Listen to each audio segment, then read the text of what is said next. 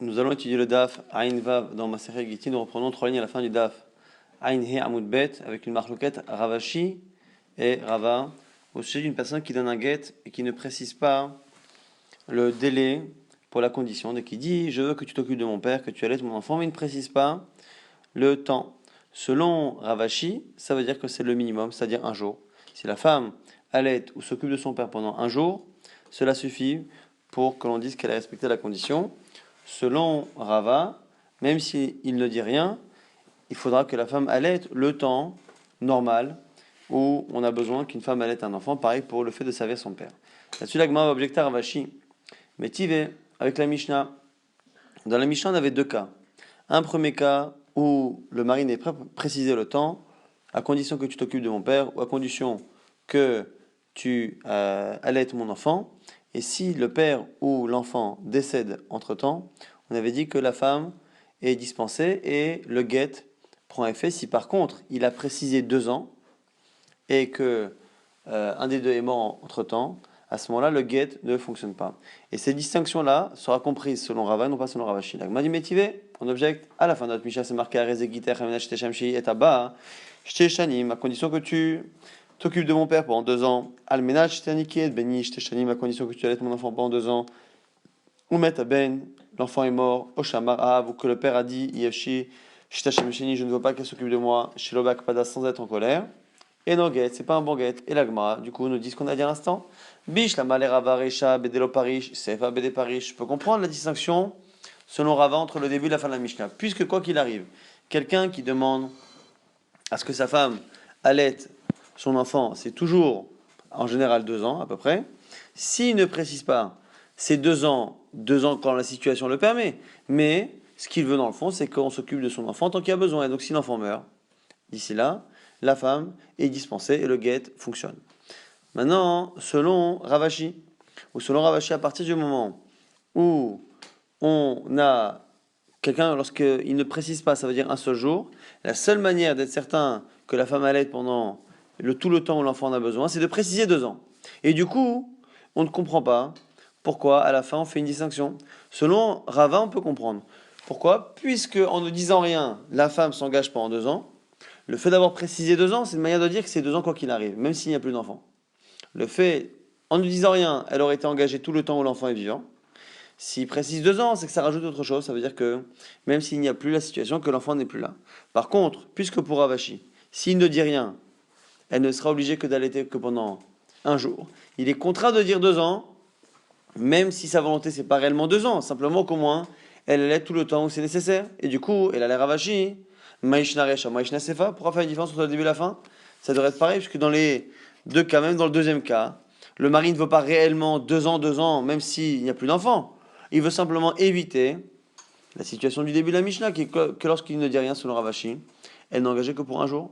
Caché à la Gemara, que de ça, c'est une kushia contre Ravashi. Tanoura Banana Imbraïta, dans un domaine qui ressemble à ce qu'on a dit. Je veux te divorcer à condition que tu t'occupes de mon père pendant 2 ans. Almenach Taniki et Beni Shteshanim, à condition que tu allaites mon enfant pendant 2 ans.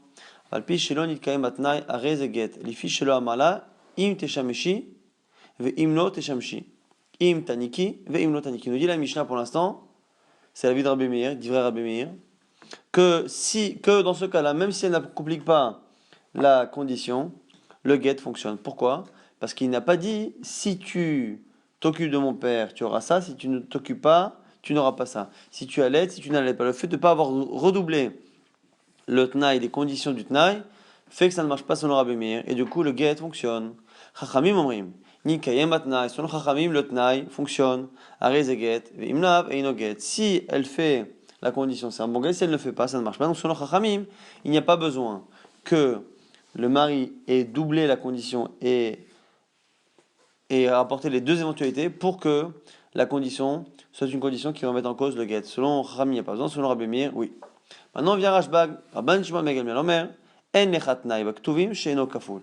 Il n'y a aucun tnaï qui est marqué dans la Torah qui n'est pas kaful, qui n'est pas redoublé. La Gemara se demande, Rashbag à qui s'adresse-t-il ? Contre qui vient-il parler ? Il y a des qui disent que les Rabbi Meir Kamale, que Rashbag est venu parler à Rabbi Meir, Et il y en a qui disent les Rabbanan Kamaleu, que c'est un Rabbanan Chachamim qui disait. On va expliquer les Rabbi Meir Kamalina qui dit c'est un Rabbi Meir qui l'a objecté. Et après Kamalé comme ça il lui a dit comment peux-tu dire toi qu'il faut absolument redoubler le Tnaï et dire si tu fais tu auras, si tu ne fais pas tu n'auras pas. Pourtant il n'y a aucun endroit de la Torah où le Tnaï est justement est simple, il est toujours doublé. Et du coup c'est c'est la répétition du cas qui montre finalement que c'est une exception qui confirme que la règle est l'opposé. Mais puisque ce sont deux ktuvim, deux passages de la Torah qui disent la même chose, ça veut dire que c'est pas une règle, ce sont des exceptions.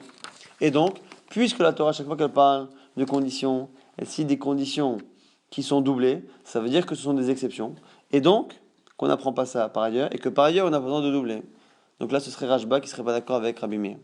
Et Kadamona qui disent que le rabbin Kamalo, que lui, il objectait à Chachamim. Mais après Kamalo en leur disant, c'est qu'au contraire, puisque dans la Torah c'est marqué à chaque fois des tnaïm, des conditions qui sont doublées, si tu fais, tu auras, si tu ne fais pas, tu n'auras pas. À ce moment-là, on apprend de là, et du coup, c'est la raison pour laquelle il serait d'accord avec Chachamim cette fois-là, et non pas avec Rabbanan. Donc deux versions pour la compréhension des mots de Rashbag. Maintenant, on a une objection. Orminhu, avec une braïta. Voici ton gars, à condition que tu t'occupes de mon père pendant 2 ans. Alminach Taniki et Beni Shteshanim, que tu allaites mon fils pendant 2 ans. Meta'av ou Metaben et Inoget, si le père ou l'enfant meurt, c'est pas un bon guet. Divrei Rabbi Meir. Et ici, on voit que la condition n'est pas doublée. Pourtant, selon Rabbi Meir, si c'est pas doublé, ça devrait être un guet, que le mari meure ou pas, et que l'enfant meure ou pas, et que donc elle puisse accomplir la condition ou pas, ça devrait marcher selon Rabbi Meir, parce que c'est pas un tnaï kafoul. Chachamim disent, maintenant ils disent l'inverse, Chachamim disent que Rabbi Meir aurait dû dire, même si la condition n'a pas été appliquée, c'est un bon guet. Pourquoi? Parce qu'elle peut dire, elle peut lui répondre, Tenli avicha, donne-moi ton père et que je le serve, mais il est mort, je peux rien faire.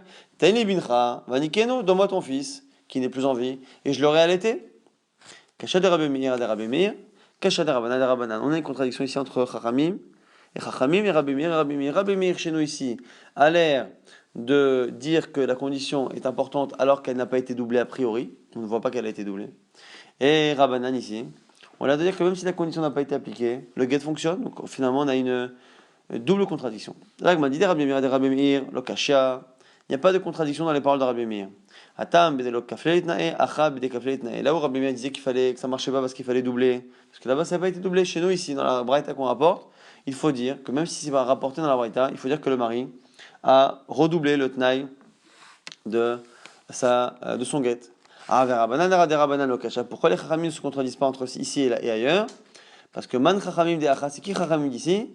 Rabban Shimon ben Gamliel. C'est Rashbag des Amar qui pense que kol akava chez Eina Imena, qui n'est pas toute chose qui a empêché la condition de s'appliquer mais qui ne vient pas d'elle, Arezeget, c'est un bon guet. Et donc du coup, c'est la raison ici pour laquelle lorsque elle lui dit mais attends, mais c'est pas de ma faute si ton père est mort, c'est pas de ma faute si l'enfant est mort que je ne peux pas l'allaiter, à partir du moment où elle n'est pas fautive, on considère que c'est comme si la condition avait été appliquée et que le get fonctionne. Donc on a résolu la contradiction entre Rabbi Meir qui continue de penser qu'il faut toujours doubler la condition, et dans Chachamim on aurait deux avis, l'avis de Rashbag et l'avis des autres. Selon Rashbag, la condition n'est importante que lorsque la femme ne veut pas l'appliquer. Si la femme veut l'appliquer mais qu'il y a une force majeure qui l'empêche de l'appliquer, le get fonctionne, ce qui n'est pas le cas de tous les Chachamim. Tano Rabbanan, maintenant on a une braïta. Amala bifnei shnaim. Il dit devant deux personnes, Arezegiter almenat, sheteshamshi et tabash teshanim. Je te divorce à condition que tu t'occupes de mon père pendant 2 ans. Chazav amala bifnei shnaim, Arezegiter almenat, shetiteneli matnaim zuz. Et après, il va avoir 2 autres personnes. Et devant 2 autres personnes, il lui dit, voici ton get à condition que tu me donnes 200 zuz. Quel est le statut de ces 2 conditions? On dit ici la braïta, l'obitel, divrei ahon et tarishon. Les dernières paroles n'ont pas annulé les premières. Et donc, comment c'est possible? C'est l'une, c'est l'autre? C'est l'une ou l'autre? Rasta, mesham meshato, rasta, notenen lo mataim zuz. Si elle veut, elle peut appliquer la condition et faire valider le get en s'occupant de son père. Et si elle veut, elle peut lui donner 200 zouz. Et elle s'acquitte aussi de son obligation. Et donc, elle valide le get. Aval, mais par contre, Amala, Bifnei Shneim, s'il a dit devant deux personnes, Arez et Giter, voici ton guet, Almenach, Ténéli, Bataim, Zouz, à condition que tu donnes 200 zouz. Et Chazar, et après, il a dit, Amala, Bifnei Shneim, il a dit devant deux autres personnes, Arez et Giter, Almenach, Ténéli, Shlosh, Meot, Zouz, je te divorce à condition que tu me donnes 300 zouz, il a augmenté de 50% ici la valeur. Bit, elle dit, dans ce cas-là, les dernières paroles ont annulé les premières. Pourquoi? Parce qu'il est évident que ça ne peut pas être l'un ou l'autre. Parce qu'ici, ce sont deux choses du même domaine avec une valeur plus grande. Il ne peut pas dire soit tu me donnes 200, soit tu me donnes 300. Parce que s'il veut 300, c'est qu'il ne veut pas 200. Alors que tout à l'heure, on pouvait très bien imaginer que, en disant deux choses contradictoires devant deux paires de témoins différentes, une fois, il lui a donné la possibilité de lui faire plaisir en s'occupant de son père, et une autre fois, en lui donnant une somme d'argent, et on peut très bien imaginer qu'il lui ait laissé le choix de faire l'un ou de faire l'autre. Cette même braïta qui nous rapporte donc ces deux cas. Lorsqu'il parle de deux choses différentes, on dit que cette contradiction s'explique comme étant une double possibilité d'accomplir les conditions du guet. Si par contre c'est une contradiction totale, 200 zouz, 300 zouz, dans ces cas-là, les dernières paroles annulent les premières. On nous dit là-dessus, dans la braïta, on a vu qu'il y avait deux paroles par rapport à la femme et deux paires de témoins. Et on nous dit ici dans la braïta qu'on ne peut pas prendre un témoin de chacune des deux paires de témoins et les faire témoigner en même temps. Là, on m'a dit, sur quelle halakha on parle? Aïe, il est massé facile, on parle de la fin de la braïta qui disait quoi? Qu'une première fois il avait dit 200 zouz devant deux témoins. Après il a dit 300 zouz. On a dit la deuxième parole annule la première. Si elle annule la première, c'est sûr qu'on ne peut pas se servir des premiers témoins. Arebatel, ça a été annulé. Et la Recha, donc on parle du premier cas. C'est un cas où il a dit, dans deux témoins, je veux que tu t'occupes de mon père pendant 2 ans.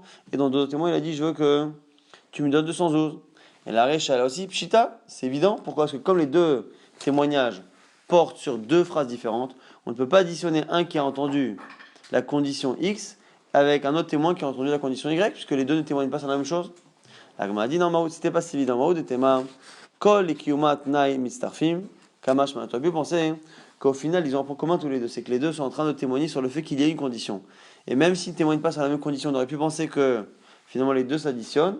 Kamash, que non, à partir du moment où leur témoignage n'est pas exactement le même, puisqu'ils ne parlent pas de la même condition, ils ne peuvent pas les deux s'associer pour composer une paire de témoins de Hadim. Nouvelle Mishnah, Arez et Giter, Imlobati, Mikan Ad Shoshim Yom. Voici ton guet. Si je ne reviens pas de voyage d'ici 30 jours. Et son voyage était de Yehuda en Galil. Donc, deux régions, deux royaumes de Israël, Yehuda et Galil. Il partait de Yehuda en Galil. Et il a dit, si je ne reviens pas d'ici 30 jours, c'est un bon guet. Et Guia, les Antipras, il arrive à la ville de Antipras. Vechazar, et il revient, tout de suite, donc dans les 30 jours. Batet Nao. La condition n'a pas été respectée parce qu'il est rentré dans les 30 jours.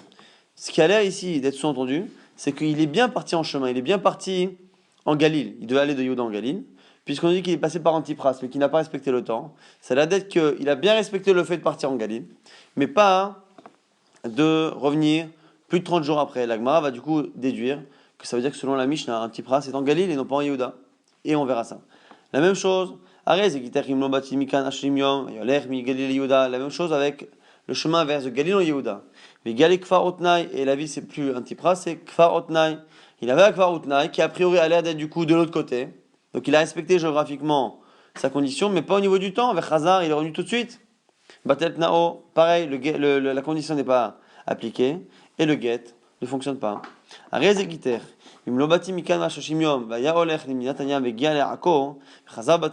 Pareil, celui qui dit je pars en Chutz Laaretz à l'étranger et si je ne reviens pas d'ici 30 jours, ce sera un bon guet. Et il arrive à Akko et il revient d'ici 30 jours, pareil, c'est pas un bon guet. C'est un bon guet si je ne passe pas devant ton visage pendant 30 jours. Aya Olechuba, et qui fait des allers-retours. Olechuba, des allers-retours.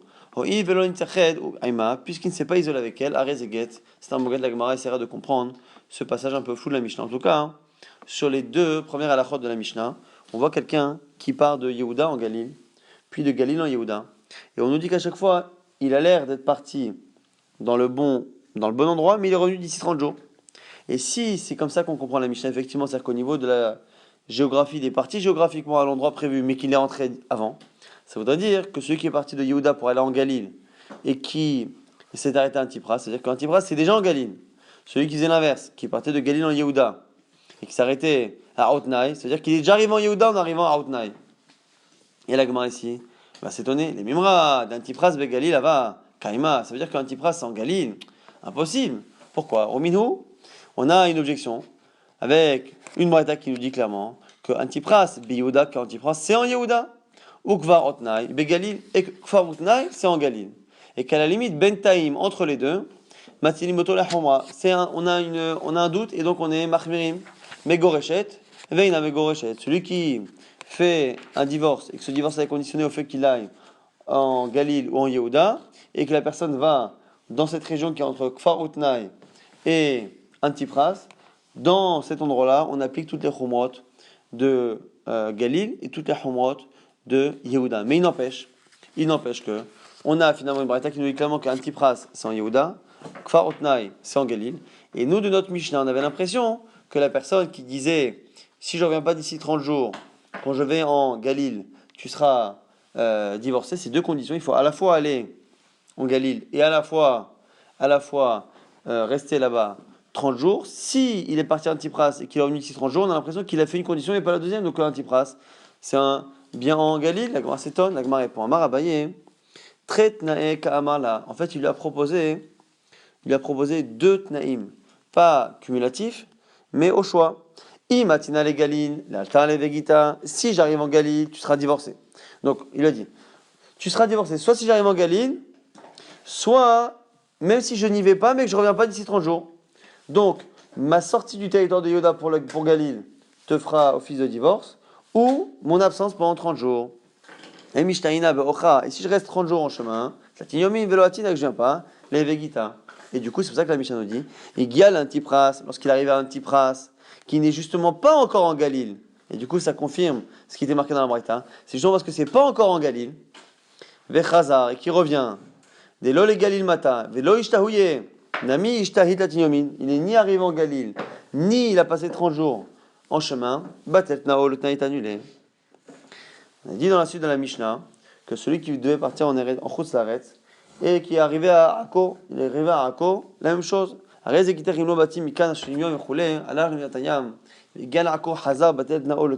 qui n'est pas resté si longtemps. La Gemara fait la même déduction. Ça sous-entend qu'il n'y a que le temps qui n'a pas respecté, mais qu'au niveau de la géographie, il est bien parti en Chutz Laaretz, ce qui veut dire que Akko, Saint-Jean d'Acre, c'est en Chutz Laaretz. Vehaï, pourtant, nous on a une mémoire qui dit Kamar Rav Safra, qui a bourra banan, mi patre mehadadé, lorsque les Chachamim se séparaient, lorsque les Chachamim d'Eretz Israël allaient raccompagner les Chachamim de Chutz Laaretz vers le nord, Be'ako avait mi patre, il les raccompagnait jusqu'à Akko, pas plus loin. Pourquoi? Puisque Mishum de Asso la Tzet Meretz Israël et Chutz Laaretz, parce que les Chachamim d'Eretz Israël n'avaient pas le droit de sortir inutilement d'Eretz Israël, ce qui veut dire qu'en arrivant à Akko et en accompagnant leurs invités jusqu'à Akko, ils ne sortaient pas d'Eretz Israël. Donc Israël et Akko est en Eretz Israël, contrairement à la déduction qu'on peut faire de notre Mishnah. Abaye, toujours dans la même réponse, à Marabaye, Tret Nae Ka'amala. On a deux Tnaïm de conditions, l'une ou l'autre. Imatinal Miatayam, si je sors à l'étranger, la Ta'al et Vegita, tu seras divorcé tout de suite. Mais si par contre, même si je ne sors pas, mais que je reste 30 jours en chemin sans venir, le Hevigida sera un bon guet. Il arrive à Akko, Vechazar, et il revient. Pourquoi le guet est annulé? Parce qu'il n'y a ni l'un ni l'autre qui est arrivé.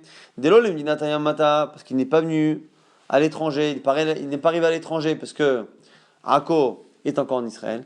Mais lo Ishtahu Yinami, Ishtahit Latinyomi, n'est pas non plus resté 30 jours en chemin, donc Batel Tnao.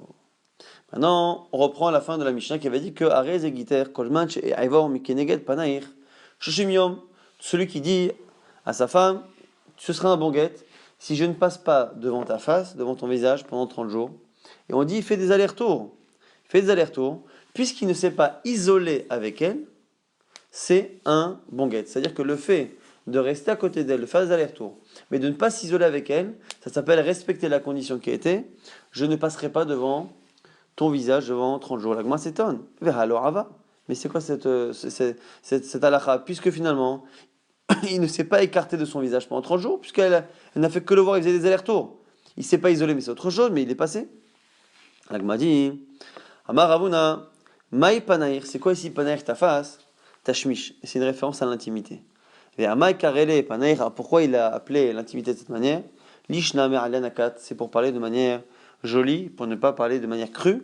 Il a dit, je ne passerai pas devant ta face. Si je ne passe pas devant ta face pendant 30 jours, c'est-à-dire si je n'ai pas d'intimité avec toi pendant 30 jours, ce sera un bon guet. Et le fait qu'il vienne et qu'il aille et qu'il ne s'isole pas avec elle, fait finalement que la condition a été appliquée et que c'est un bon guet. Ça, c'est la première réponse de Rabouna.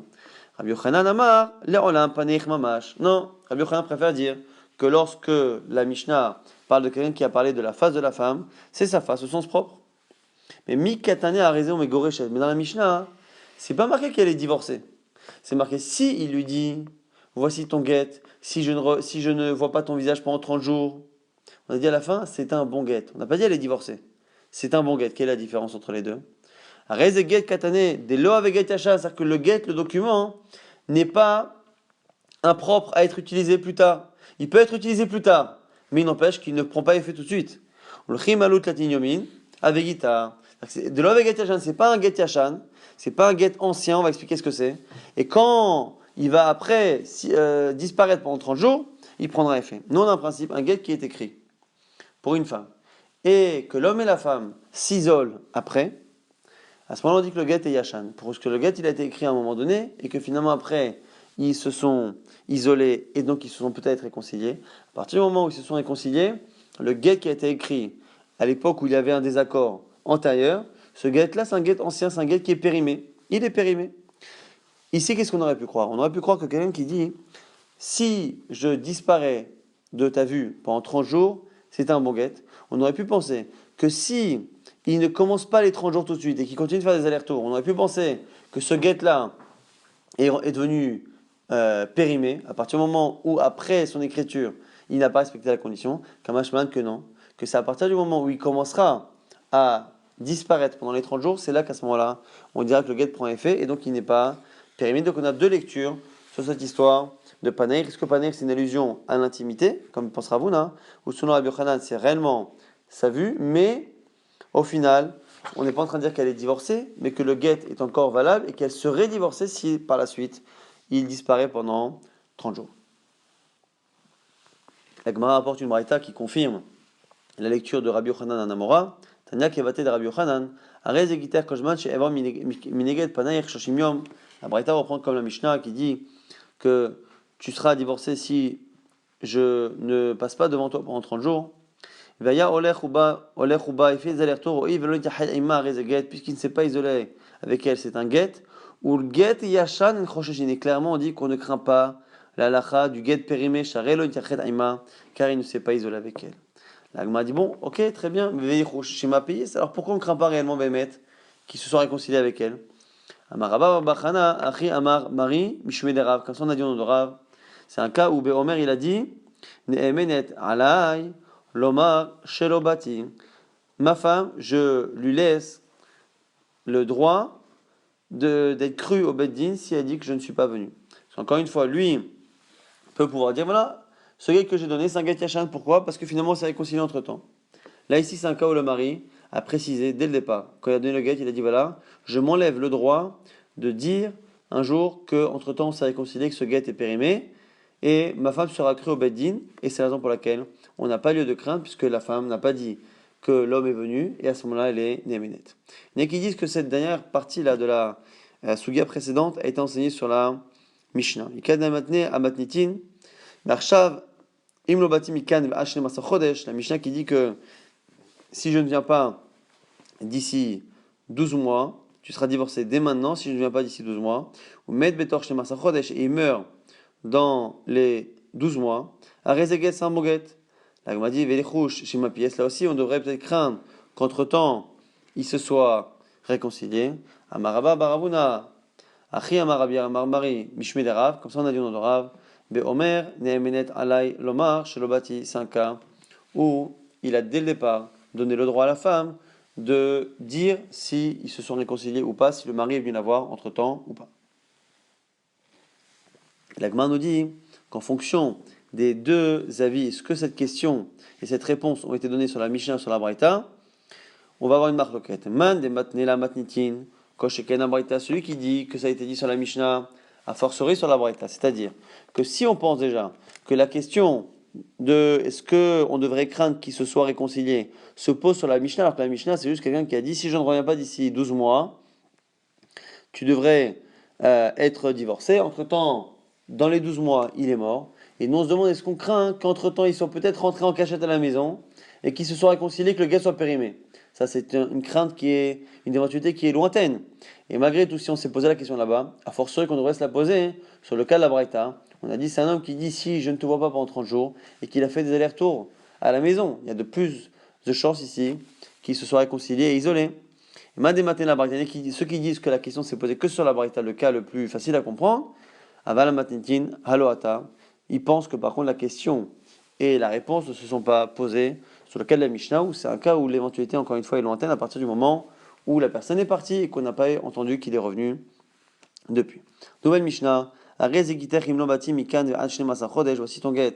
Si tu ne reviens pas, si je ne reviens pas d'ici 12 mois, et ici il ne précise pas que le guet prendra effet tout de suite, rétroactivement. Donc ce qui veut dire qu'il devrait prendre effet à la fin des 12 mois. Or, ou met betor shnemasa chodesh, il est mort dans les 12 mois. Et no get, ça ne marche pas, puisque finalement, le get ne pouvait prendre effet qu'à la fin des 12 mois, or il est mort d'ici là, et un mort ne peut pas divorcer. Areze get. Mais Arshav, celui qui dit la même chose, mais qui précise que le get prendra effet dès à présent. Il prendra effet rétroactivement, mais maintenant. Mais Arshav, im lo bati mikad, il prendra effet maintenant si je ne reviens pas d'ici 12 mois. Ou met betor shnemasa chodesh, areze get. Et même s'il meurt entre temps, c'est pas grave, puisque finalement le get prendra effet depuis le moment où il a été donné.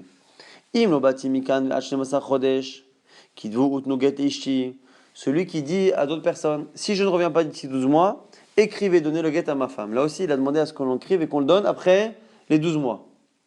Et du coup, si on a écrit le get pendant les 12 mois, et qu'on l'a simplement donné après les 12 mois, et no get, ça ne marche pas, parce que lui, il a demandé à ce que tout soit écrit et donné après les 12 mois.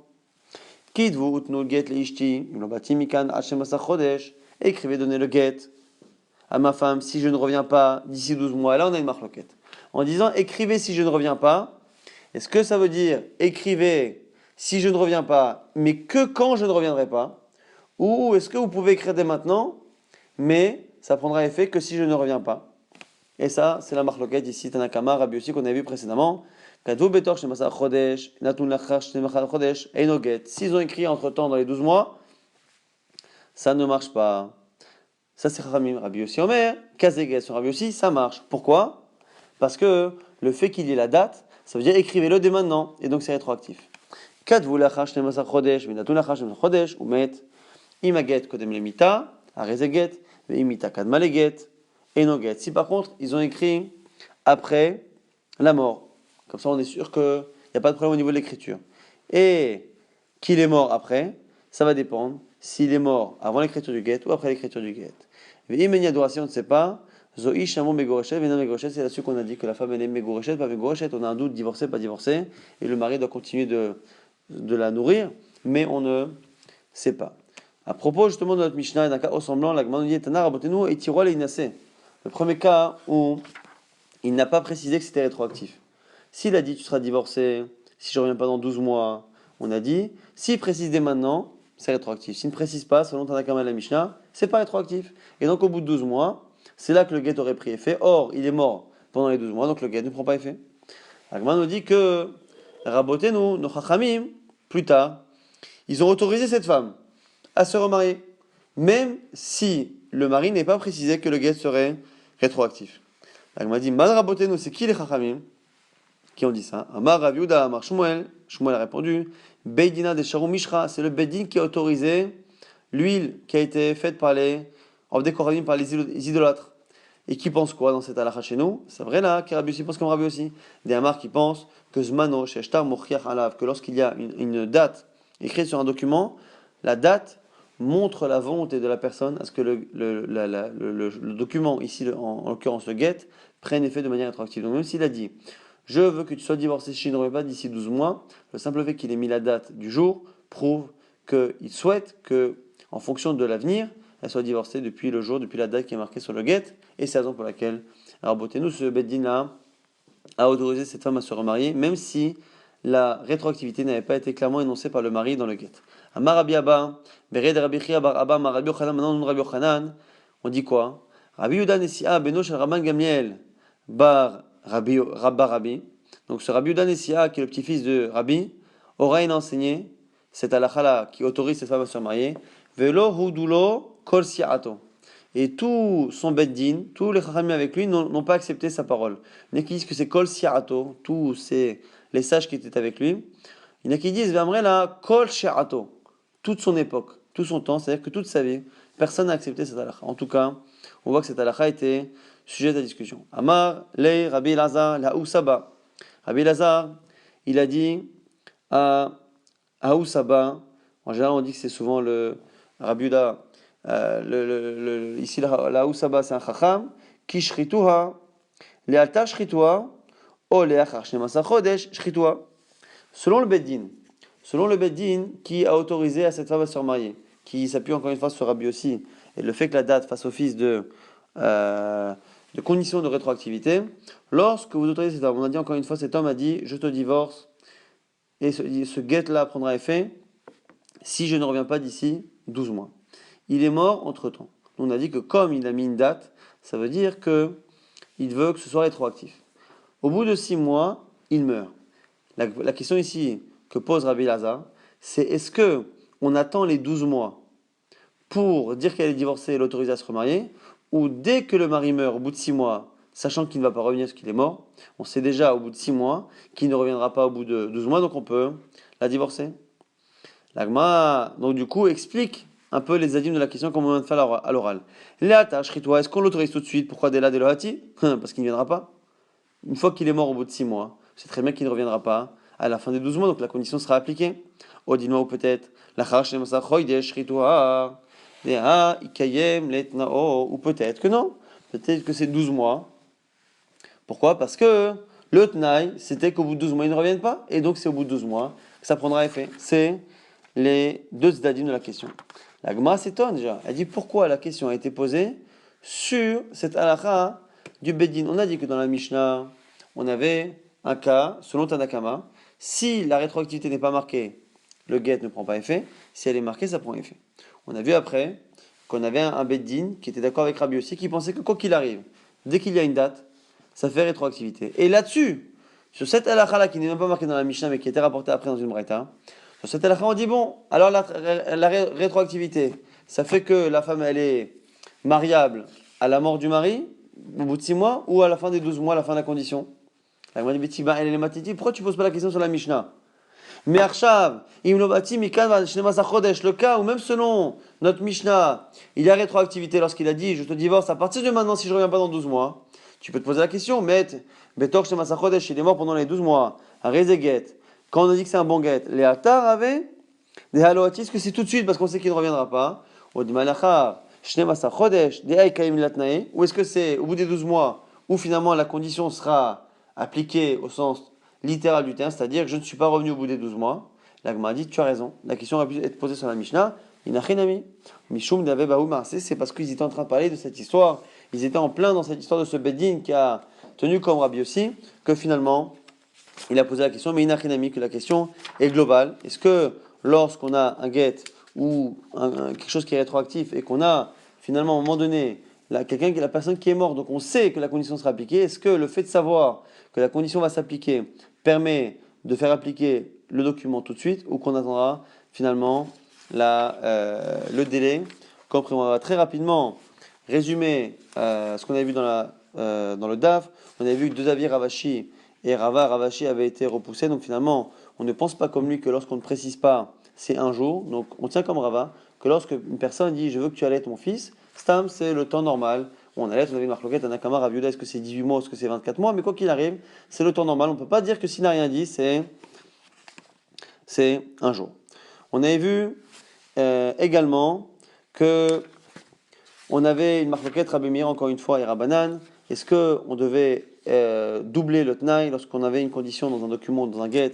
Est-ce qu'il fallait dire si tu fais ça, tu auras, si tu ne fais pas, tu n'auras pas? Selon Rabbi Meir, il faut doubler. Selon Chachamim, on n'a pas besoin. Et dans Chachamim, on avait deux aussi versions, celle de Rashbag et celle des autres Chachamim. Est-ce que lorsqu'il y a une condition qui est liée à une action de la femme et que la femme ne peut pas l'appliquer, mais contre sa volonté, parce que la personne en question est morte ou quelque chose dans le genre, est-ce que on applique la condition bêtement ou pas? Selon Rashbag, puisque c'est pas de sa faute, si elle ne peut pas le faire, on considère que la condition est comme appliquée. Selon les autres Achamim, on ne dira pas cela, et à ce moment-là, le guet ne sera pas valable. On avait vu que lorsque le mari avait donné le guet avec deux conditions différentes, à deux moments différents, devant deux paires de témoins différents, si les conditions sont totalement différentes, que tu me donnes de l'argent, que tu t'occupes de mon père, finalement on dira que c'est l'un ou l'autre.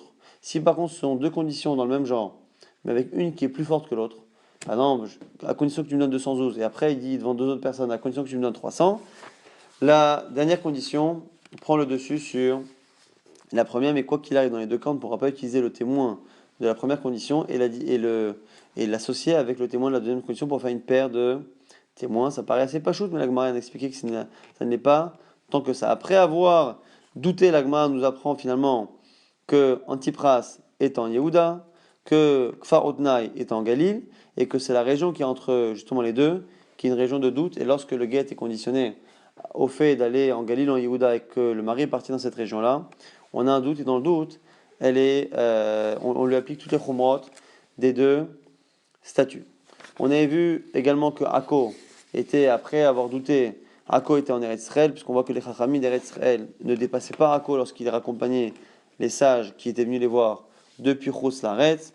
On avait vu aussi que sur la Mishnah qui disait que l'homme qui donnait un guet, qui était conditionné au fait qu'il ne voit pas la face de sa femme pendant 30 jours, et qui continue de rentrer et sortir, on a vu que le guet était un bon guet, et on ne comprenait pas parce que la condition n'était pas respectée, et on dit que c'est un bon guet.